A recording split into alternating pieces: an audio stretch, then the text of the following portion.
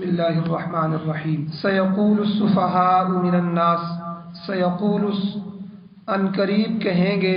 بے وقوف لوگ سفہاء من الناس لوگوں میں سے کیا کہیں گے کہ ما ولاہم کس چیز نے پھیر دیا ان مسلمانوں کو عن قبلتہم التی ان کی اس قبلے سے کہ کانوا علیہا جس قبلے پر وہ تھے، جس قبلے کی طرف وہ نماز پڑھ رہے تھے اس سے دوسری طرف کیوں رخ کر لیا، کس چیز نے ان کو پھیرا؟ قل اے میرے نبی آپ فرما دیجئے کہ للہ المشرق والمغرب، مشرق اور مغرب اللہ کے لیے، ساری جہتیں ساری طرفیں یہ اللہ کی ہیں۔ یہدی من یشاء الی صراط مستقیم، وہ ہدایت دیتا ہے جسے چاہتا ہے سیدھے راستے کی طرف۔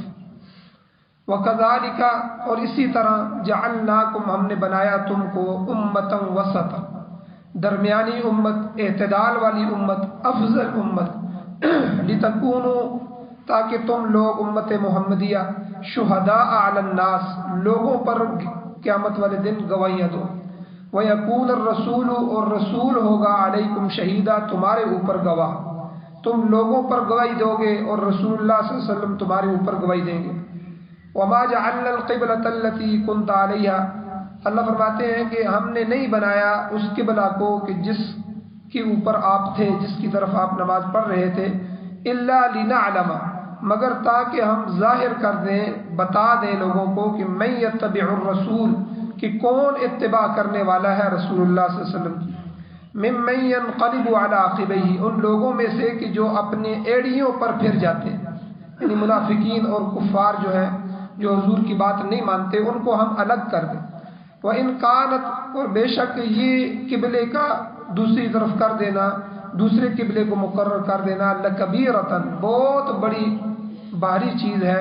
ہاں إِلَّا عَلَى الَّذِينَ هَدَى اللَّهُ مگر ان لوگوں پر جن کو اللہ نے ہدایت دی ان پر کوئی وزن نہیں ہے، ان کو اس حکم کو ماننے میں کوئی بوجھ نہیں ہے۔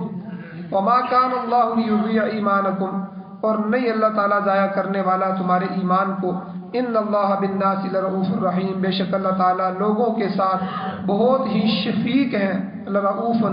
شفیق ہیں، رحیم بہت ہی مہربان ہیں۔ سورہ بقرہ کی یہ دو آیتیں 142 اور 143 نمبر آج کے درس میں بیان ہوئی ہیں، اور یہ دوسرا سپارہ شروع ہو رہا ہے، دوسرے سپارے کی پہلی دو آیتیں بھی بنتی ہیں۔ اس سے پہلے ملت ابراہیمی کا ذکر ہوا کہ اصل ابراہیم علیہ السلام کی ملت کیا ہے، تفصیل کے ساتھ پیچھے ذکر آیا ہے، اور جو عقائد ابراہیم علیہ السلام کے تھے، جو ان کے مذہب دین میں اصول تھے، وہی اصول ملت اسلامیہ ملت امت محمدیہ کے بھی ہیں۔ اور پیچھے جو ہے خانہ کعبہ کی تعمیر کا بھی ذکر گزر چکا ہے کہ یہ جو بیت اللہ شریف ہے، حضرت ابراہیم علیہ السلام، حضرت اسماعیل علیہ السلام اور ان کی اولاد کا قبلہ رہا ہے، بیت اللہ ان کی اولاد کا قبلہ رہا ہے۔ قیام مکہ کے دوران جب حضور مکہ میں تھے، حضور علیہ السلام کا قبلہ بیت المقدس اور بیت اللہ دونوں ہی تھے، دونوں ہی قبلہ حضور کے تھے۔ بعض مفسرین فرماتے ہیں کہ آپ علیہ السلام نماز کے دوران بیت اللہ شریف کی طرف اس طرح رخ کرتے تھے کہ یہ رخ بیت المقدس کی طرف بھی ہو جاتا تھا، کیونکہ آپ حضرات کو پتہ ہے بیت اللہ کے جو ہے درمیان میں بیت اللہ ہے، جو وہاں جا کے جس طرف سے مرضی نماز پڑھے، جس طرف مرضی کھڑا ہو جائے، مشرق مغرب شمال جنوب جس طرف، چونکہ بیت اللہ درمیان میں ہوتا ہے، جہاں بھی نمازی گول رخ میں کھڑے ہوتے ہیں سب کی نماز ہو جاتی ہے۔ تو وہاں جو مشرق تھا، بیت المقدس مشرق تھا، تو حضور بیت اللہ سے مغرب کی طرف کھڑے ہوتے تھے تاکہ بیت اللہ بھی بیچ میں آ جائے اور بیت المقدس بھی آ جائے، ٹھیک ہے، دونوں طرف حضور رخ کر دیتے تھے۔ تو دونوں چونکہ بیت المقدس جو ہے، بیت المقدس یہ کئی انبیاء کا قبلہ رہا ہے، تو اس لیے حضور علیہ السلام کو جب مکہ میں تھے تو جو ہے اس کی طرف رخ کا حکم تھا، تو اس لیے بیت اللہ اور بیت المقدس دونوں قبلہ تھے، لیکن حضور کھڑے اس طرح ہوتے تھے کہ بیت اللہ بھی درمیان میں آ جاتا تھا اور بیت المقدس بھی سامنے آ جاتا تھا۔ تو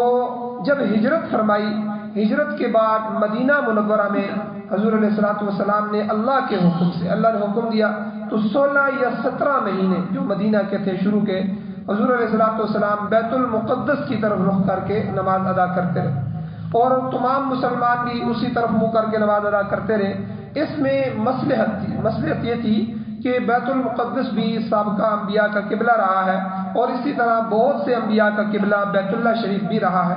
تو آخر کار اللہ تعالیٰ نے حضور علیہ الصلوۃ والسلام کے لیے خانہ کعبہ کو ہی قبلہ مقرر کیا، جو تا قیامت کے قائم ہونے تک یہی قبلہ اب قائم رہے گا۔ ہجرت کے ابتدائی عرصے میں بیت المقدس کو قبلہ مقرر کرنے کا ایک مقصد تھا، وہ ایک مقصد یہودیوں کی تالیف قلبی تھی۔ ان کے تالیف قلب کہتے ہیں کہ ان کے دل کو نرم کرنا، کسی کے دل کی نرمی کے لیے اس کے ساتھ ہی اچھا برتاؤ کرنا تاکہ وہ ہمارے دین میں داخل ہو جائے۔ تو یہ یہودیوں کے لیے تھا کہ یہودیوں کے دل نرم ہو جائیں تاکہ وہ مسلمانوں سے قریب ہو جائیں اور اسلام کی برکات سے وہ فیضیاب ہو جائیں اور اسی طرح دین حق کو قبول کر لیں۔ مگر یہ یہودی لوگ جو تھے یہ انتہائی متعصب اور ضدی لوگ تھے۔ آج بھی دنیا کی ساری قوموں میں سے سب سے زیادہ ضدی اور متعصب قوم جو ہے وہ یہودیوں کی۔ تو انہوں نے مسلمانوں کی رواداری سے کوئی فائدہ نہیں اٹھایا، بلکہ اپنی ہٹ درمی پر اڑے رہے۔ تاہم حضور علیہ السلام کی دلی خواہش یہ تھی کہ اللہ تعالیٰ بیت اللہ شریف کو مسلمانوں کا قبلہ مقرر فرمائے۔ دیکھیں، ہجرت کی اللہ کے حکم سے جو ہے بیت المقدس کی طرف رخ کیا، نماز پڑھتے رہے، لیکن حضور کا دل یہ چاہتا تھا کہ میرے جد امجد جو حضرت ابراہیم علیہ السلام کا قبلہ تھا، جو ہے ابراہیم علیہ السلام کی اولاد کا قبلہ یعنی خانہ کعبہ بیت اللہ شریف، یہ میرا قبلہ ہو جائے۔ حضور کی دل کی یہ خواہش تھی۔ اب اللہ تعالیٰ نے حضور کی اس خواہش کو پورا فرمایا اور اللہ نے اس کو پذیرائی بخشی، جیسے کہ اگلی آیات میں آ رہا ہے کہ بیت المقدس کی بجائے بیت اللہ کو قبلہ پکڑنے کا صریح حکم اللہ نے فرما دیا کہ آپ بیت اللہ کو قبلہ بنا لیں۔ اب چونکہ اہل کتاب ضدی تھے، ہٹ درم تھے، انادی تھے، بغض ان کے سینے میں تھا اسلام سے، قرآن سے، حضور سے، اس لیے اللہ رب العزت جانتے تھے کہ مسلمان جب قبلہ تبدیل کریں گے، بیت المقدس سے بیت اللہ کی طرف رخ کریں گے، تو یہ لوگ اعتراض کریں گے اور مسلمانوں کے خلاف پروپیگنڈا کریں گے۔ لہذا انہوں نے تحویل قبلہ کا حکم ہونے کے ساتھ ہی اہل اسلام کو اللہ نے خبردار کر دیا کہ یہ لوگ اس تبدیلی پر معترض ہوں گے، اعتراض کریں گے۔ لہذا تم ان کے پروپیگنڈے سے متاثر نہیں ہونا، کسی قسم کے شک کے اندر یا تردد کے اندر آپ نے نہیں پڑنا۔ چنانچہ اہل کتاب نے واقعی جب یہ آیات اتری اور جو ہے قبلہ پھر گیا تو اب بیت المقدس ہوا تو انہوں نے اعتراض کیا، اور اس انداز سے کیا کہ اللہ جل شانہ نے بتا دیا کہ سیقول السفہاء من الناس، ان قریب لوگوں میں سے بے وقوف لوگ کہیں گے۔ اللہ نے یہودیوں کو بے وقوف کہا کہ ما ولاہم عن قبلتہم التی کانوا علیہا، مسلمانوں کو ان کے قبلے سے کس چیز نے پھیر دیا؟ جس قبلے پر پہلے تھے، جیسا کہ پہلے بھی بیان ہوا کہ مسلمان ہجرت نبوی کے بعد 16 یا 17 مہینے بیت المقدس کی طرف منہ کر کے نماز پڑھتے رہے، اس کے بعد بیت اللہ کے قبلہ مقرر ہونے کا حکم نازل ہوا تو یہودیوں نے اعتراض پیش کر دیا کہ کیا اللہ تعالیٰ کو اس قبلے کا پہلے علم نہیں تھا؟ یعنی اعتراض کیا کہ پہلے اللہ کو پتہ نہیں تھا کہ ان کا یہ قبلہ ہونا تھا، تو اب اللہ حکم دے رہے ہیں، یعنی گویا کہ نعوذ باللہ اللہ کو بھی جھٹلا رہے ہیں اور اللہ کی کتاب کو بھی اور اللہ کے نبی کو بھی۔ تو یعنی آپ جھوٹے ہیں، کبھی اس طرف رخ کرتے ہیں، کبھی اس طرف رخ کرتے ہیں۔ آپ کہتے ہیں اللہ نے ہمیں حکم دیا، کیا اس اللہ کو پہلے پتہ نہیں تھا کہ وہ جب آپ ہجرت کر کے آئے تو اس وقت یہ حکم دے دیتا؟ تو یعنی گویا کہ یہ یہودیوں کا ایک غلط اعتراض تھا، چونکہ وہ ان کے دل الٹے ہو چکے تھے اس لیے وہ اعتراض بھی الٹے کرتے تھے۔ تو یعنی کہتے تھے پہلے قبلے میں کیا خرابی تھی کہ سابقہ انبیاء کا قبلہ رہا ہے بیت المقدس، تو اب اس کی تبدیلی کی ضرورت کیوں پیش ہے؟ تو یہاں پر اللہ نے اہل کتاب کے لیے سفہا، بے وقوف کا لفظ استعمال کیا۔ سفی کی جمع ہے، بے وقوف کو کہتے ہیں۔ پہلے بھی جو ہے کچھ آیات پہلے اللہ نے فرمایا کہ جو کوئی ملت ابراہیمی سے اعراض کرتا ہے، ملت ابراہیمی کو چھوڑتا ہے، وہ بے وقوف ہے۔ وَمَن يَرْغَبُ عَن مِّلَّةِ إِبْرَاهِيمَ إِلَّا مَن سَفِهَ نَفْسَهُ، کہ کوئی سلیم الفطرت آدمی جو ہے ملت ابراہیمی سے انحراف نہیں کر سکتا۔ یہ یہود، نصارہ اور مشرکین جو ہے جو ایسا کرتے ہیں، لہذا یہ پھر بے وقوف ہے، بے وقوفوں میں داخل ہے۔ اب اس کا جواب اللہ نے آگے دیا اہل کتاب کے اعتراض کا کہ قُل لِلَّهِ الْمَشْرِقُ وَالْمَغْرِبُ، اے میرے نبی آپ ان سے فرمائیں کہ یاد رکھو مشرق اور مغرب اللہ ہی کا ہے۔ یہ سمتیں یہ طرفیں، یہ جو ہے مشرق مغرب شمال جنوب، یہ اللہ کے ہیں، یہ تو ساری سمتیں اللہ کی ہیں۔ اے پیغمبر آپ فرمائیں ان کو کہ مشرق مغرب اللہ کا، یہ بات نہیں ہے کہ مشرق اللہ کا ہو اور مغرب کسی دوسرے کا ہو، کیونکہ مشرق کی طرف بیت المقدس تھا، مغرب کی طرف قبلہ ہے، تو اس لیے ادھر سے رخ کر کے ڈائریکٹ ادھر پھیر دیا گیا۔ تو اب یہ کہلوایا گیا کہ آپ کہیں کہ مشرق ہو یا مغرب ہو، ساری جہتیں ساری طرفیں یہ اللہ کی ہیں، لہذا کسی کو اعتراض کا حق نہیں پہنچتا کہ وہ اللہ کے حکم پر کی تعمیل میں روڑے اٹکائے اور اس کی خوشنودی کو نہ پائے۔ تو اس لیے جو حکم دیا جا رہا ہے اس میں جو ہے آپ لیت و لعل نہ کریں، اس میں جو ہے تردید نہ کریں، بلکہ اللہ کے ہاں آپ ملعون ٹھہرائے جائیں گے، اللہ آپ کو اپنے دربار سے مردود کر دے گا۔ اور دوسرا جواب یہ ہے کہ عبادت کے لیے کسی قبلے یا جہت کا مقرر کرنا، ٹھیک ہے، یاد رکھیں دو چیزیں ہیں، ایک انسان کا جسم ہے، ایک انسان کی روح ہے۔ جب انسان عبادت کرتا ہے تو اس کے لیے ضروری ہے کہ جسم بھی اللہ کی طرف متوجہ ہو اور روح بھی اللہ کی طرف متوجہ ہو۔ تو یہاں قبلے کا یا جہت کا مقرر کرنا یہ صرف انسان کے جسم کے تقاضے کو پورا کرتا ہے کہ آپ اپنا جسم فلاں طرف کر لیں، لیکن اصل تقاضا روح کی توجہ کا ہے کہ یہ جو خشوع خضوع جو پیدا ہوتا ہے یہ روح کے اندر کی توجہ کی وجہ سے پیدا ہوتا ہے۔ تو روح انسان کا جسم جس طرف بھی ہوگا لیکن روح اللہ کی طرف متوجہ رہے گی۔ تو جو ہمیشہ تجلی الہی ہے، اللہ کی جو تجلی ہے اس کی طرف جو ہے انسان کی روحانی توجہات اس کی طرف ہونی چاہیے، روح کی محنت ہونی چاہیے کہ روح کی توجہ اللہ کی طرف ہو۔ تو اس لیے بظاہر رخ کسی طرف بھی ہو اس سے کچھ فرق نہیں پڑتا، بیت المقدس ہو یا بیت اللہ شریف ہو، تو اس کا تقرر تو صرف مسلمانوں کے اتحاد اور اتفاق کی علامت ہے۔ ایک مسجد ایک طرف رخ کرنا، پوری دنیا میں مسلمانوں کا ایک ہی طرف رخ کرنا، یہ مسلمانوں کی اتفاق اور اتحاد کی، لہذا تمام عبادت گزاروں کا رخ ایک ہی جہت کی طرف ہونا چاہیے۔ تو آگے اللہ فرماتے ہیں، اگلی آیات میں آئے گا فَأَيْنَمَا تُوَلُّوا فَثَمَّ وَجْهُ اللَّهِ، تم جدھر بھی رخ کرو گے اللہ کی رضا اور خوشنودی ادھر ہی پاؤ گے، اللہ ادھر ہی متوجہ ہو۔ اس لیے یہ مسئلہ بھی یاد رکھیں کہ دوران سفر کے دوران اگر قبلے کا تعین نہ ہو سکے، علماء نے یہ مسئلہ بیان کیا ہے کہ قبلے کا رخ اللہ نے کر دیا، لیکن ایک آدمی ایک جنگل میں سفر کر رہا ہے یا جماعت سفر کر رہی ہے یا کسی ایسے علاقے میں پہنچ گئے ہیں جہاں کافر ہی کافر ہیں، ان کو قبلے کا پتہ ہی نہیں ہے، ٹھیک ہے، یا ایسا کوئی جگہ ہے کہ جہاں قبلہ معلوم ہی نہیں کیا جا سکتا، تعین نہ ہو سکے، تو جدھر بھی رخ کر کے نماز پڑھیں گے آپ کی نماز ہو جائے گی، مشرق کریں مغرب شمال جنوب، قبلہ ہو نہ ہو تو، اور اس کے بعد کوئی آ کر بتا بھی دے کہ بھئی آپ نے نماز تو اس طرف پڑھی ہے، قبلہ تو اس طرف تھا، پھر بھی نماز ہو جائے گی، نماز کو لوٹانے کی ضرورت نہیں ہوگی۔ تو کیونکہ جو ہے بیت المقدس یہ ایک قومی قبلہ تھا، قوم کا قبلہ تھا، لیکن جو بیت اللہ شریف ہے یہ بین الاقوامی قبلہ ہے، پوری دنیا کا قبلہ ہے، تمام انبیاء بشمول حضور علیہ الصلوۃ والسلام کا قبلہ جو ہے یہ بیت اللہ شریف ہے۔ اب آگے تفسیر اس کی آئے گی، حدیث میں آتا ہے اب میں کہ قبلے کی تبدیلی کس طرح ہوئی۔ حضور نبی کریم صلی اللہ علیہ وسلم بنی سلمہ کی مسجد میں، یہ بنی سلمہ پورے ایک قبیلہ تھا، ان کی مسجد میں ظہر یا عصر کی نماز ادا فرما رہے کہ دوران نماز ہی قبلے کی تبدیلی کا حکم نازل ہوا۔ حضور نماز کے اندر تھے، وہی آ گئی کہ آپ کے دل جو ہے، اے میرے محبوب ہم آپ کے دل کی طرف دیکھ رہے ہیں، آپ کے دل کی محبت کو ہم جانتے ہیں، آگے آیات آئیں گی، ہم دیکھتے ہیں کہ آپ کا دل چاہتا ہے کہ میرا قبلہ بیت اللہ ہو جائے، ہم نے آپ کی دل کی خواہش کی ہے اور آپ کو حکم دیا ہے کہ آپ نماز کے اندر ہی اپنا رخ پھیر کے قبلے کی طرف ہو جائے۔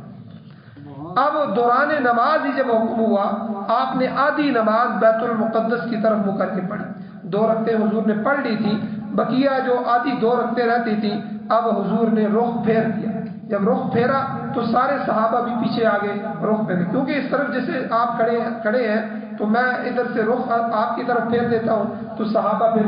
جو ہے پیچھے چل کے آگے اور حضور کا قبلہ اس طرف ہو گیا، یکسر جو ہے قبلہ تبدیل ہو گیا۔ صحیح حدیث میں آتا ہے کہ حضور علیہ الصلوۃ والسلام نے اس حکم کے نزول پر پلٹ کے رخ پھیر دیا، تمام صحابہ بھی پلٹ گئے اور کسی کو کوئی شک اور تردد نہیں ہوا۔ صحابہ تو حضور کے دیوانے تھے، وہ تو ہر حکم کو ماننے والے تھے۔ تو اب اگلے دن قباء کے لوگ اپنی مسجد میں فجر کی نماز ادا کر رہے ہیں۔ اب یہ بنی سلمہ کی مسجد تھی، قبا دور تھا، تو اب قبا کے لوگ جو ہے وہ فجر کی نماز اگلے دن، تو اس نماز کے دوران کسی آدمی تھے وہاں سے جو آدمی ادھر آیا تھا، اس نے ان کو خبر دی کہ بھائی قبلے کا حکم تو بدل چکا ہے، تم ابھی تک بیت المقدس کی طرف رخ کر کے نماز پڑھ رہے ہو۔ یہ سنتے ہی لوگوں نے نماز کی حالت میں اپنا رخ بیت اللہ کی طرف پھیر دیا۔ تو اب دیکھیں انہوں نے کوئی ہیل نہیں کی، کوئی حجت نہیں کی، کوئی کسی قسم نہیں، یہ صرف اہل کتاب تھے جو تحویل قبلہ یعنی قبلہ کے پھرنے پر جو ہے وہ اعتراض کر رہے تھے۔ ان کے یہ اعتراضات آگے دور تک جائیں گے۔ الم تر الی الذین خرجوا من دیارہم، یہاں تک جو ہے یہ سلسلہ موقع بموقع ان کے اعتراضوں کا جائے گا۔ تو یہود و نصارہ کا یہ شکوہ بار بار ان کا یہ منظر عام پر آتا رہے گا۔ حالانکہ اگر مسلمانوں کی طرح وہ بھی ملت ابراہیمی پر قائم ہوتے تو اس قسم کے اعتراض نہ پیش کرتے، بجائے اس کے وہ اللہ کے حکم کے سامنے سر تسلیم خم کر لیتے، اپنے آپ کو جھکا لیتے۔ اب اللہ نے فرمایا مشرق اور مغرب سب اللہ کے ہیں، اس کے ہر حکم کی تعمیل ہونی چاہیے، مگر بات یہ ہے کہ یہدی من یشاء الی صراط مستقیم، وہ اللہ جسے چاہتا ہے سیدھے راستے کی ہدایت کرتا ہے، جب وہ نہیں چاہے گا تو کون سیدھے راستے پہ آئے گا؟ چونکہ اہل کتاب ضدی ہیں، اپنے ضد کی وجہ سے ہدایت سے معروم ہے۔ یاد رکھیں اللہ نے ہدایت کو پھیلا دیا ہے، ہدایت کو واضح کر دیا ہے، تو جو ہے ہدایت اللہ کی بالکل سامنے ہے اور اللہ ہدایت دینے والے ہیں۔ لیکن جو آدمی ضدی ہوگا، اڑ جائے، ضد کرے اور بات کو سمجھنے کی کوشش نہ کرے، اعتراض پر اعتراض کرتا رہے، اس کا مقصد ہی سمجھنا نہ ہو، اپنی ضد پہ اڑا رہے، ایسے آدمی کو اللہ کبھی ہدایت نہیں دیتا، وہ ہمیشہ ہدایت سے خالی رہتا ہے۔ تو یہاں بھی یہودی و ضد وہ کہتے ہیں ہم نے سننا ہی نہیں ہے، سمجھنا ہی نہیں ہے، ہم مانتے ہی نہیں ہیں، تو ہم سے بڑا اہل علم کون ہے؟ ہمارے پاس کتاب موجود ہے، ہمیں توجہ کی ضرورت ہی نہیں ہے۔ اس لیے ان کے دل میں، اس لیے اللہ نے کہتے ہیں کہ یہدی من یشاء الی صراط مستقیم، اے میرے محبوب ان کے اعتراض کرنے کی وجہ سے آپ نہ گھبرائیں، ٹھیک ہے؟ یہ تو ہمارے ہاتھ میں ہے کہ ہم جس کو ہدایت دیں سیدھے راستے کی طرف، ورنہ جو ہے وہ کیسے جو ہے ہدایت پر آ سکتے ہیں۔ اب اگلی آیت میں عجیب جو ہے اللہ نے فرمایا اے امت محمدیہ ہم نے تمہارا قبلہ سب قبلوں سے افضل بنایا، اسی طرح ہم نے تمہیں امت بھی سب سے افضل امت بنایا۔ اللہ نے اس امت کو کتاب بھی سب کتابوں میں سے سب سے افضل کتاب عطا کی، اور اللہ نے اس امت کو نبیوں میں سے سب سے بڑا اور افضل نبی عطا کیا۔ تو یہ اس امت کی فضیلت ہے۔ اسی فضیلت کو اگلی آیت میں اللہ بیان فرماتے ہیں، اللہ کہتے ہیں وَكَذَلِكَ جَعَلْنَاكُمْ أُمَّةً وَسَطًا، کہ ہم نے تم کو امت درمیانی، امت وسط، اعتدالی امت بنایا ہے، افضل امت بنایا۔ وسط کے معنی اس وسط کہتے ہیں کہ اس کے وسط میں رکھ دو، درمیان، اعتدال، یعنی تمہیں درمیانی۔ ظاہر ہے کہ درمیان والی جو چیز ہوتی ہے وہ عدل و انصاف پر مبنی ہوتی ہے۔ افراط اور تفریط جو ہے اس سے پاک ہونا ضروری ہے۔ افراط کہتے ہیں کسی کو آگے بڑھا دینا، اور تفریط کہتے ہیں کسی کو کم کر دینا، یہ زیادہ کم کر دینا، اعتدال میں رہنا، یہ اعتدال افضل چیز ہے۔ اس لیے اس امت کو بھی یہ اعزاز فرمایا، اور یہ اعزاز کیوں ہے کہ اس کی غرض و غایت اللہ نے بیان فرمائی افضل ہونے کی، کہ لِتَكُونُوا شُهَدَاءَ عَلَى النَّاسِ، تم لوگوں پر گواہ بن جاؤ، تم لوگوں کے لیے گواہی دو گے۔ وَيَكُونَ الرَّسُولُ عَلَيْكُمْ شَهِيدًا، اور رسول اللہ صلی اللہ علیہ وسلم تم پر گواہی دینے والے بن جائیں۔ اب یہ گواہی کون سی ہے، کب دی جائے گی؟ اور یہاں اللہ نے اس امت کو اعزاز کو، افضل ہونے کو اس سے بیان فرمایا۔ حدیث شریف میں آتا ہے کہ یہ جو دوہری گواہی ہے، یہ دوہری گواہی کہ پہلی یہ امت جو ہے ساری امتوں کے لیے گواہی دے گی، پھر اس امت کی گواہی پر حضور گواہی دے گی، ٹھیک ہے؟ یہ دوہری گواہی، اس کا مظاہرہ قیامت والے دن میدان محشر میں ہوگا۔ حضرت عبداللہ بن مبارک رحمۃ اللہ علیہ اپنی ایک کتاب الزہد کے اندر وہ حدیث لائے ہیں جس میں اس گواہی کی تفصیلات جو ہے وہ ذکر کی گئی ہے۔ وہ تفصیلات کیا وہ بیان کرتے ہیں کہ قیامت کا دن ہوگا، سب سے پہلے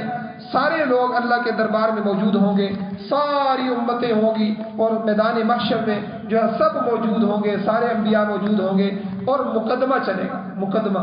اللہ بغیر انصاف کے کوئی چیز نہیں، اسی لیے اللہ کو منصف کہا گیا کہ قیامت والے دن دیکھیں مقدمہ کیسا مقدمہ ہوگا۔ اس حدیث میں جو بیان کیا گیا ہے، اللہ سب سے پہلے، پہلی بات سب سے پہلے حضرت اسرافیل علیہ السلام کو بلائیں گے سارے لوگوں کے سامنے، اور ان کو کہیں گے کہ اے اسرافیل، میں نے تمہیں اپنی امانت دی تھی، تو مجھے بتاؤ ان لوگوں کے سامنے کیا تم نے میری امانت آگے جہاں میں نے تمہیں کہا تھا وہاں ادا کر دی، پہنچا دی؟ حضرت اسرافیل یعنی سارے کام رہے ہوں گے، اللہ کے سامنے ایک دربار لگے گا، مقدمہ ہو رہا ہوگا. تو آپ اندازہ لگیں آج کی عدالت میں جب ہم کھڑے ہوتے ہیں تو کتنا روک پڑ جاتا ہے مقدمے کی وجہ سے. تو اللہ کی عدالت میں اس وقت جو ہے ساری امتوں کے سامنے ساری امتوں کا مقدمہ چلے گا، تو اس وقت کیا حالت ہوگی؟ حضرت اسرافیل کانپ رہے ہوں گے، وہ فرمائیں گے اے باری تعالیٰ کہ جو ہے میں نے آپ کی جو امانت تھی وہ میں نے جبرائیل علیہ السلام کو پہنچا دی. آپ نے کہا تھا تو جبرائیل کو، اب جبرائیل کو حاضر کرو گے. یہ حضرت اسرافیل پر مقدمہ چلے گا. جبرائیل علیہ السلام آئیں گے، اللہ ان سے پوچھے گا ہاں میں نے اسرافیل کو کہا تھا، اسرافیل نے میری امانت آپ کو دے دی؟ وہ کہیں گے کہ اللہ بالکل انہوں نے آپ کی امانت مجھ تک پہنچا دی. اسرافیل بری ہو جائیں گے، ٹھیک ہے جی آپ جائیں. اب جبرائیل علیہ السلام کی باری آ جائے گی. اللہ دوسرے نمبر پر ان سے پوچھیں گے اچھا یہ جو میں نے تمہیں امانتیں دی تھی، کیونکہ وہی لانے والا جو فرشتہ ہے جتنے بھی انبیاء حضرت آدم علیہ السلام سے لے کر حضور نبی کریم صلی اللہ علیہ وسلم تک بار بار جو وہی لے کے آئے ہیں، یہ وہی اللہ کی امانت تھی، کیونکہ وہاں سے یہاں تک لانا اس میں بھی خیانت نہ ہو. تو کیا یہ امانت اللہ نے حضرت جبرائیل کو مقرر کیا اس امانت کے لیے؟ تو اللہ حضرت جبرائیل سے پوچھیں گے میں نے جو تمہیں امانت دی تھی وہ تم نے جو ہے نبیوں تک پہنچائی؟ وہ کہیں گے اے اللہ بے شک میں آپ کا فرشتہ ہوں، آپ کا تابعدار ہوں، آپ نے جس طرح امانت دی تھی وہ میں نے پہنچا دی تھی. تو اب اللہ تعالیٰ کہیں گے کہ اچھا جو ہے رسولوں کو طلب کیے جائے. اب سارے رسول ایک طرف ہوں گے، کم و بیش 1,24,000 انبیاء. اب جبرائیل علیہ السلام پر مقدمہ چل رہا ہے، اب وہ کانپ رہے ہوں گے. اب بھئی کوئی ایک رسول بھی انکار کر دے کہ بھئی میرے سامنے نہیں پہنچائی تو ان کے لیے تو مسئلہ ہے. اب سارے رسولوں سے جو ہے پوچھا جائے گا آپ بتائیں کہ جبرائیل نے جو امانت میں نے ان کو دی تھی وہ امانت آپ تک ساری پہنچائی ہے؟ تو سارے کہیں گے کہ اللہ جبرائیل امین ہے، جبرائیل امین ان کو کہتے ہیں، یہ امانت دار ہے، انہوں نے آپ کی امانتیں ہم تک پہنچائی ہیں. قرآن نے خود جبرائیل کو امین کہا ہے. تو یعنی امانت دار فرشتہ اللہ نے اس امانت پر مقرر کیا ہے، انہوں نے بعین ہی ایک ایک لفظ ایک ایک جو ہے چیز ہم تک پہنچائی ہے. جبرائیل علیہ السلام اس مقدمے میں جو ہے ان کا بھی مقدمہ صاف ہو جائے گا. اب رسولوں کی باری آ جائے گی، رسولوں کی کہ چوتھے نمبر پر کہ اللہ کہیں گے اے میرے پیغمبروں، اے میرے رسولوں، جب تم تک امانت صحیح پہنچ گئی کیا میں نے تمہیں اپنی امانت کو پہنچانے کے لیے، وہ پیغمبر کہتے ہی اسے ہیں کہ پیغام پہنچانے والا، نبی کہتے ہی اسے ہیں کہ اللہ کی طرف سے وحی کو پہنچانے والا، رسول رسالت کا جو ہے حق ادا کرنے والا، کیا تم نے میری امانت کو اپنی اپنی امتوں تک پہنچا دیا؟ اب دیکھیے رسولوں پر مقدمہ. تو سارے رسول کہیں گے اے اللہ میں نے یہ امانتیں ہم نے اپنی اپنی دور میں اپنی اپنی قوموں کے لیے جو آپ نے امانتیں وہی نازل کی تھی وہ ہم نے ان قوموں تک پہنچا دی. اچھا اب امتوں کو لایا جائے گا، ساری امتوں، ہر نبی کے ساتھ ان کی امت کھڑی ہوگی پیچھے. تو اب ان امتوں سے نبی کو جو ہے آپ دیکھیں اللہ انصاف کرنے والا، اب امتوں سے پوچھا جائے گا اچھا تم بتاؤ میں نے یہ انبیاء تمہارے درمیان میں بھیجے تھے، انہوں نے تم تک میری امانت کو پہنچایا؟ حضور فرمایا فَمِنْهُمُ الْمُصَدِّقُ وَمِنْهُمُ الْمُكَذِّبُ، ان میں سے بعض امتیں تصدیق کریں گی، بعض امتیں تکذیب کر دیں گی. یعنی آپ اندازہ لگائیں نبیوں کے لیے کتنا بڑا سخت معاملہ ہوگا کہ امت انکار کر دے تو نبی پر بات آ جاتی ہے. اب حضور نے فرمایا کہ بعض امتیں تصدیق کریں گی کہ ہاں اے اللہ ان نبیوں نے آپ کی باتیں پہنچائی ہیں، حق ادا کر دیا. وَمِنْهُمُ الْمُكَذِّبُ، بعض وہاں تکذیب کر دیں گی، ہمارے پاس تو کوئی پیغمبر نہیں آیا تھا، ہمیں تو انہوں نے کوئی بات نہیں کہی. بڑا سخت مرحلہ ہوگا. یہ وہ جگہ ہے. اب چھٹے نمبر پر جو ہے جو تصدیق کرنے والی ہیں وہ نبی تو بری ہو جائیں گے کہ ان کی امتوں نے تصدیق کر دی. اب جن کی امتوں نے تکذیب کی ہوگی تو ان سے پوچھا جائے گا نبیوں سے اچھا بھئی آپ گواہ لاؤ، آپ نے جو کہا ہے آپ کی امت تو انکار کر رہی ہے. تو اس وقت انبیاء کرام اپنی گواہی کے لیے حضور خاتم النبیین کی امت کا نام پیش کریں گے کہ ہماری صفائی کے لیے اس نبی مکرم کی امت جو ہے ہمارے حق میں گواہی دے. حضور جو ہے ہمیں جو ہے اللہ جل شانہ بلائیں گے، جو ہے امت محمدیہ کو بلایا جائے گا اور یہ امت کہے گی کہ اللہ واقعی آپ کے سارے نبیوں نے آپ کی امانتیں اپنے اپنے قوموں تک پہنچائی، کسی نے کوئی خیانت نہیں کی، سارے نبی برحق تھے. تو اب وہ امتیں آگے آئیں گی، وہ کہیں گی جو تکذیب کرنے والی ہیں کہ بھئی یہ تو ہمارے زمانے کی بعد کی امت ہے، یہ تو سب سے آخری امت ہے، یہ ہم پر کیسے گواہی دیں گے، یہ ان کی ہمارے اوپر کیسے گواہی چلے گی؟ تو ظاہر بات ہے جو آدمی زمانے کا نہ ہو، بعد میں آنے والا ہو، بعد والا پہلے پر تو گواہی نہیں دے سکتا، وہ تو اس نے تو دیکھا ہی نہیں ہے ان کو، تو یہ اعتراض ہوگا۔ تو اللہ تعالیٰ جو ہے پھر دریافت کرے گا کہ اے امت محمدیہ کے لوگوں، تم ان کے اوپر کیسے گواہی دے سکتے ہو جبکہ تم ان کے زمانے میں پیدا بھی نہیں ہوئے تھے، بعد میں آنے والے لوگوں۔ تو یہ لوگ عرض کریں گے اے اللہ، تو نے ہماری طرف اپنا آخری رسول بھیجا اور اپنی آخری کتاب نازل فرمائی، تو خاتم النبیین حضور محمد رسول اللہ صلی اللہ علیہ وسلم نے بھی ہمیں بتایا اور آپ کی کتاب نے بھی بتایا ان قد ابلغوا رسالات ربہم، کہ تمام انبیاء نے اپنی اپنی امتوں تک یہ پیغام پہنچایا ہے، اس لیے ہم گواہی دیتے ہیں آپ کے نبی کے قول کو سامنے رکھتے ہوئے اور آپ کی کتاب کے قول کو سامنے رکھتے ہوئے ہم سچے گواہ ہیں، اس لیے ہم گواہی دیتے ہیں۔ اس کے بعد اللہ فرمائیں گے حضور کو کہ آپ اپنی امت کی بات کی تصدیق کرتے ہیں۔ اب دیکھیں اس امت نے ساری امتوں کے لیے گواہی دی، سارے نبیوں کو وہاں سے بچایا، صاف کیا، اب اس امت کے تزکیے کے لیے حضور خاتم النبیین صلی اللہ علیہ وسلم کو کھڑا کیا جائے گا اور آپ اپنی امت کا تزکیہ کریں گے کہ واقعی اے اللہ میری امت صحیح بات کہہ رہی ہے۔ تو یہ جگہ جو ہے یہ آیت کہ اللہ نے فرمایا وَكَذَلِكَ جَعَلْنَاكُمْ أُمَّةً وَسَطًا، ہم نے تم کو درمیانی اعتدالی افضل امت بنایا ہے تاکہ لِتَكُونُوا شُهَدَاءَ عَلَى النَّاسِ، تم لوگوں پر گواہی دینے والے بنو، اور وَيَكُونَ الرَّسُولُ عَلَيْكُمْ شَهِيدًا، اور پھر رسول تمہارے تزکیے کے لیے کھڑا ہوگا اور رسول اللہ صلی اللہ علیہ وسلم تم پر گواہی دیں گے کہ اللہ یہ امت سچ کہہ رہی ہے۔ تو یہ اس امت کی بہت بڑی فضیلت ہے جو اللہ نے یہاں اس آیت کے اندر بیان فرمایا۔ آگے اللہ نے آخری جملوں میں فرمایا کہ وَمَا جَعَلْنَا الْقِبْلَةَ الَّتِي كُنْتَ عَلَيْهَا، کہ نہیں بنایا ہم نے قبلہ جس پر آپ تھے، یعنی بیت المقدس کو، کہ بیت المقدس کو ہم نے قبلہ بنایا کہ 16-17 مہینے نماز پڑھیں، اب وہاں سے ہم نے رخ کیوں پھیروایا، اس کی وجہ اللہ ذکر کر رہے ہیں، ہم نے بیت اللہ کو دوبارہ کیوں بنایا، کہتے ہیں لِنَعْلِمَ إِلَّا لِنَعْلَمَ، تاکہ ہم جان لیں۔ حالانکہ یہاں بات رکھیں اللہ تو پہلے سے جانتے ہیں، اللہ تو ازلی طور پہ جانتے ہیں، لِنَعْلَمَ کا یہاں مطلب یہ ہوگا کہ ظاہر کر دیں، لوگوں کو بتلا دیں کہ مَن یتبع الرسول، کہ رسول کی اتباع کرنے والا کون، ممن ينقلب على عقبیہ، ان لوگوں میں سے کہ جو اپنے ایڑیوں پر پھر جاتے ہیں، یعنی انکار کرنے والے کون ہیں، رسول اللہ کی اتباع کرنے والے کون ہیں۔ اسی لیے جو ہے آگے اللہ نے فرمایا وَإِن كَانَتْ لَكَبِيرَةً، کہ یہ بہت بڑی وزنی بات ہے ایک قبلے سے دوسری قبلے کی طرف رخ کر دینا، إِلَّا عَلَى الَّذِينَ هَدَى اللَّهُ، ہم اگر ان لوگوں پر کوئی وزنی نہیں ہے جن کو اللہ نے ہدایت دی۔ صحابہ کرام کے لیے وہ تو حضور چھت پہ کھڑے ہو تو وہ چھت پہ کھڑے ہو جائیں گے، حضور جو ہے آگ میں چلے جائے تو وہ آگ میں چلے جائیں گے، ان کے لیے کوئی ایمان والے کے لیے حضور کا ماننا کوئی مشکل نہیں ہے، ہاں منافق ہو کافر ہو اس کے لیے یہ بات باری ہے۔ تو یہی بات اللہ نے، اب دیکھیں حضور علیہ السلام ایک دفعہ عصر کی نماز پڑھ رہے تھے تو حضور سے بھول ہو گئی، حضور نے 2 رکعتیں پڑھی، اب 2 رکعتیں پڑھی تو حضور اٹھ کے جو ہے وہ چلے گئے اندر حجرے کی طرف،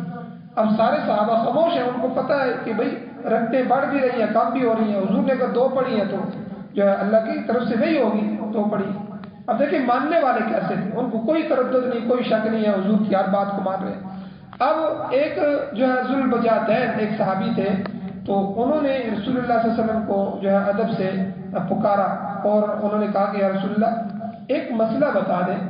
ادب سے پوچھا کہ آپ بھول گئے ہیں یا نماز کم ہو گئی ہے؟ تو حضور پیچھے متوجہ ہوئے صحابہ کی طرف، فرمایا کہ کیا واقعی میں نے 2 رکعتیں پڑھی؟ انہوں نے کہا جی ہاں 2 رکعتیں پڑھی۔ پھر حضور نے 4 زیادہ پڑھی، فرمایا کہ نہیں نماز کم نہیں ہوئی، مجھ سے بھول ہوئی ہے۔ اب دیکھیں صحابہ جو ہے کوئی تردد شک کرنے والی، جیسا حضور کرتے ہیں جو ہے ویسے ہی وہ کر رہے ہیں۔ تو یہاں بھی اللہ نے فرمایا کہ قبلہ اگر ہم بیت المقدس کریں، مشرق کریں، مغرب کریں، شمال کریں، جنوب کریں، حضور جدھر منہ کریں گے، جو صحابی ہوگا، جو مخلص ہوگا، ایمان والا ہوگا، وہ بس پیچھے منہ کرتا جائے گا، اس کو اعتراض کرنے کی ضرورت نہیں، تردد ہی نہیں ہے، شک ہی نہیں ہے۔ یہ تو تردد اور شک اللہ کہتے ہیں لنعلم، تاکہ ہم لوگوں کو بتائیں کہ من یتبع الرسول، میرے رسول کا کون اتباع کرنے والا ہے، ممن ينقلب على عقبیہ، اور اپنے ایڑیوں کے بل پھرنے والا کون ہے، انکار کرنے والا کون ہے۔ تو اسی کو حضرت ابراہیم علیہ السلام کے بارے میں اللہ نے فرمایا اذ قال له ربه اسلم قال اسلمت لرب العالمین، ابراہیم علیہ السلام کو اللہ نے کہا کہ آپ مسلمان ہو جائیں، فرما بردار بن جائیں، انہوں نے کہا کہ اللہ میں آپ کا فرما بردار ہوں، جو آپ حکم دیں گے، آپ کا حکم ہوگا میں اس کو ماننے والا ہوں، چاہے اس کے لیے مجھے پوری دنیا کو چھوڑنا پڑے۔ تو یہ ایمان والوں کی جو ہے ایک نشانی ہوتی ہے۔ نماز کے بارے میں بھی پیچھے گزرا ہے سورہ بقرہ کے شروع میں کہ اللہ نے فرمایا وَإِنَّهَا لَكَبِيرَةٌ إِلَّا عَلَى الْخَاشِعِينَ، کہ یہ نماز کا جو عمل ہے یہ بہت وزنی ہے، ہاں إِلَّا عَلَى الْخَاشِعِينَ، جو خشوع والے ہیں، ایمان والے ہیں، ان پر کوئی وزنی نہیں۔ ایمان والا تو جہاں بھی نماز کا وقت آئے گا وہ بے چین ہوگا، فوراً ہر کام چھوڑ چھاڑ کے پہلے نماز پڑھ کے آئے گا، میری نماز نہ رہ جائے، اس کے لیے تو کوئی جو منافق ہوگا، جو اللہ سے دور ہوگا، باغی ہوگا، اس کے لیے بہت وزنی عمل ہے کہ کون صبح اٹھے، کون جو ہے کام کاج کو چھوڑے، کون جائے وضو کرے اور پھر نماز پڑھے، کون وقت لگائے، جی بھائی وقت ہی نہیں ہے ہمارے پاس۔ تو اس لیے اللہ نے نماز کے بارے میں یہاں بھی اللہ نے یہی فرمایا کہ یہ جو قبلے کا تبدیل ہونا ہے یہ کوئی وزنی نہیں ہے، ہاں ان پر وزنی ہے جو کافر ہیں، مشرک ہیں، منافق ہیں، الا علی الذین ھدی اللہ، جن کو اللہ نے ہدایت دی ہے ان پر یہ کوئی وزنی بات نہیں ہے، کوئی باری بات نہیں۔ تو آخر میں اللہ فرماتے ہیں وما کان اللہ لیضیع ایمانکم، اللہ تمہارے ایمانوں کو ضائع نہیں کریں گے۔ یہ جملہ کیوں فرمایا؟ یہ اہل کتاب نے دوسرا اعتراض کیا۔ وہ اعتراض کیا تھا؟ اچھا بھئی تم 16-17 مہینے بیت المقدس کی طرف رخ کر کے نماز پڑھتے رہے ہو، اب تمہارا قبلہ جو ہے بیت اللہ شریف مقرر ہو گیا، جی ہو گیا۔ اچھا جو تمہارے پہلے لوگ فوت ہو گئے ہیں، جو صحابہ اس زمانے میں فوت ہو گئے ہیں، ان کی نمازوں کا کیا ہوگا؟ وہ تو بیت المقدس کی طرف رخ کر کے، یہ یعنی دوسرا اعتراض کیا یہودیوں نے۔ آپ اندازہ لگائیں اللہ نے اس کے بارے میں یہاں فرمایا کہ وما کان اللہ لیضیع ایمانکم، اللہ ایسے لوگوں کے ایمان ضائع نہیں کرتے۔ امام بخاری یہاں فرماتے ہیں یا ایمان سے مراد نماز ہے، اللہ ایسے لوگوں کی نماز ضائع نہیں کرے گا جو لوگ تحویل قبلہ سے پہلے فوت ہو گئے ہیں، ان پر کوئی گناہ نہیں ہے، کیونکہ ان اللہ بالناس لرؤوف الرحیم، بے شک اللہ تعالیٰ لوگوں کے ساتھ بڑے ہی شفیق اور مہربان ہیں۔ سابقہ لوگوں نے جو نمازیں پڑھی ہیں وہ اپنے اپنے انبیاء کے حکم کے مطابق صحیح طریقے سے ادا کی ہیں، لہذا ان کی نمازیں مقبول ہیں، ان پر کوئی الزام نہیں ہے۔ بھائی وہ جنہوں نے پڑھی ہے وہ بھی اللہ کے حکم سے پڑھی ہے، اس وقت حکم وہ تھا، اب اللہ کا حکم یہ جو زندہ ہے اس طرح پڑھیں گے، ٹھیک ہے، انہوں نے بھی اللہ کے حکم سے پڑھی ہے، انہوں نے بھی اللہ کے حکم سے پڑھی۔ تو یہ جواب دیا قرآن مجید میں کہ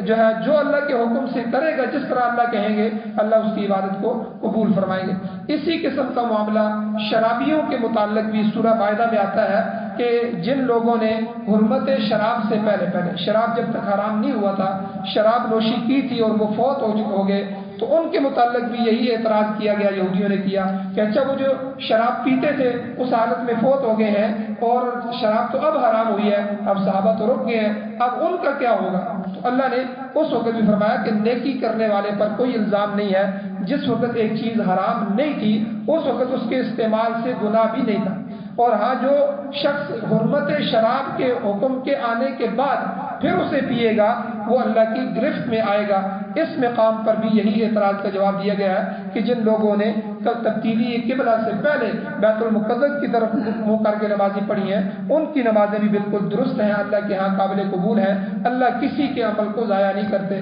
وہ بڑا شفیق ہے اور بڑا مہربان ذات ہے۔ اللہ جل شانہ سے دعا ہے اللہ عمل کی توفیق عطا فرمائے۔ آمین۔ الحمد للہ رب العالمین والعاقبۃ للمتقین والصلاة والسلام علی رسولہ النبی الأمی الکریم۔ اللهم ربنا آتنا فی الدنیا حسنۃ وفی الآخرۃ حسنۃ وقنا عذاب النار۔ یا اللہ ہماری کمیوں کوتاہیوں کو معاف فرمائیے، درگزر فرمائیے۔ یا اللہ ہمیں سچا پکا یا اللہ خالص ایمان والا بنائیے۔ یا اللہ اسلام کے ہر حکم کو دل کے ساتھ محبت کے ساتھ قبول فرمانے کی توفیق عطا فرمائیے۔ یا اللہ تردد سے، شک سے، شبہ سے یا اللہ ہمیں پاکیزہ ایمان نصیب فرمائیے۔ یا اللہ ہر طرح کے کفر سے، ہر طرح کے شرک سے، ہر طرح کے نفاق سے، ہر طرح کی گمراہیوں سے ہمیں، ہماری اولادوں کو، نسلوں کو، قیامت تک آنے والے مسلمانوں کو، اسلام کو یا اللہ محفوظ فرمائے۔ یا اللہ قرآن و سنت سے محبت نصیب فرمائے۔ ہمارے بچوں کو قرآن کا حافظ، قاری، عالم، مفتی، مجاہد، غازی، شہید اور دین کا داعی بنا۔ یا اللہ جب تک زندگی ہو عزت والی، وقار والی، ایمان والی، خیر والی، فرما برداری والی زندگی نصیب فرمائی۔ یا اللہ جب بھی موت آئے تو سعادت والی، شہادت والی، اپنے رستے کی موت نصیب فرمائی۔ یا اللہ نبی علیہ الصلوۃ والسلام کی شفاعت نصیب فرما، حضور کے ہاتھوں سے دست مبارک سے یا اللہ حوض کوثر سے پانی نصیب فرمانا، یا اللہ سیرابی نصیب فرمانا، یا اللہ قرآن و سنت کا غلبہ نصیب فرمائیے، دنیا کے سارے باطل نظاموں کو یا اللہ تہس نہس فرمائیے، ختم فرمائیے، اپنے نظام کو غالب فرمائیے، بطور آئین، بطور دستور، بطور ضابطۂ حیات قرآن و سنت کا نظام ہمیں نصیب فرمائیے۔ صلی اللہ تعالی علی خیر خلقہ محمد وآلہ وصحبہ اجمعین برحمتک یا ارحم الراحمین۔